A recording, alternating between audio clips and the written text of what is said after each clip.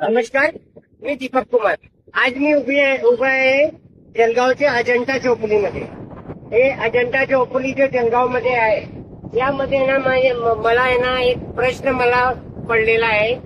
जे जळगावचे महापौर ताई आहे दीपमाला कंकाळे, मी त्यांच्या प्रशंसा करतो की तुम्ही यांनी आहे ना जे छोटे मोठे आहे ना जे हे अतिक्रमण धारक त्याचे अतिक्रमण काढलेले आहे. मी अतिक्रमण त्याचे ना समर्थन करतो. मी अतिक्रमण का समर्थन करत नाही, मी त्यांचे समर्थन करतो. त्यांनी आहे ना चुकीच्या गोष्टीला जे विरोध करून अतिक्रमण काढलेलं आहे. परंतु मला असा प्रश्न पडलेला आहे की हे अतिक्रमण फक्त आणि फक्त गरिबांचे काढण्यात जाणार आहे की श्रीमंताचे बी काढण्यात जाणार आहे. आपण जे रोजचे ना अजंठा चौफुली आहे, ते अजंठा तुम्ही दाखवतो. हे ना इथे ना अयोध्या नगर आहे, समोरच्या तुम्ही देतो पाहू शकता.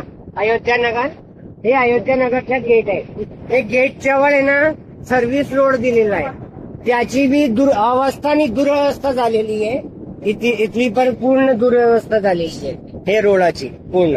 आणि आहे ना याचे ना जे समोरची साईड आहे ते आदित्य होंडा करून आहे ना आहे. त्यानंतर आहे ना सतपुडा ऑटोमोबाईल आहे तिथे, तुम्ही तिथे पण पाहू शकता. माझा प्रश्न हे आहे की इथला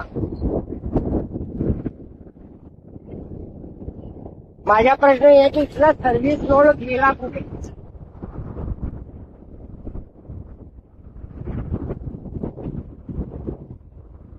इथला कोणताही सर्व्हिस रोड नाही, तुम्ही पाहू शकता. आणि हे माझ्या माहितीप्रमाणे मला शंका आहे की हे जे पूर्ण हे पाहू शकता, हे ना पूर्ण आहे ना अतिक्रमण आहे. तो महापौर ताई आहे ना या अतिक्रमण काढणार आहे का की यांना अभय देणार आहे? म्हणजे जे ना जे लहान जे विक्रेता आहे, जे लहान विक्रेता तुम्हाला आहे ना ते लहान विक्रेता तुम्हाला विरोध करू शकत नाही. त्यांचे आहे ना ते कोर्टात जाऊ शकत नाही. तुम्ही त्यांचे अतिक्रमण काढले, पण हे अतिक्रमण केव्हा काढणार आहे? हे बघू शकता.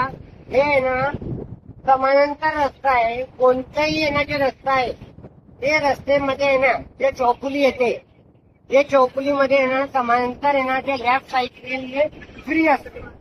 आणि ना तुम्ही पाहू शकता तिथे पण आहे ना लेफ्ट साईडला ते अतिक्रमण तुम्हाला समजलं नाही. पूर्ण अतिक्रमण माझं असं म्हणणं आहे की पूर्ण अतिक्रमण आहे. इथला समांतर रस्ता गेला कुठे?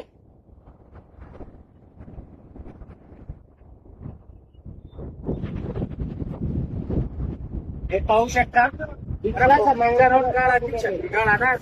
माझं असं म्हणणं आहे की हे समांतर रस्ता कुठे गेला? महापौर ताई याच्यावर कारवाई करणार आहे का?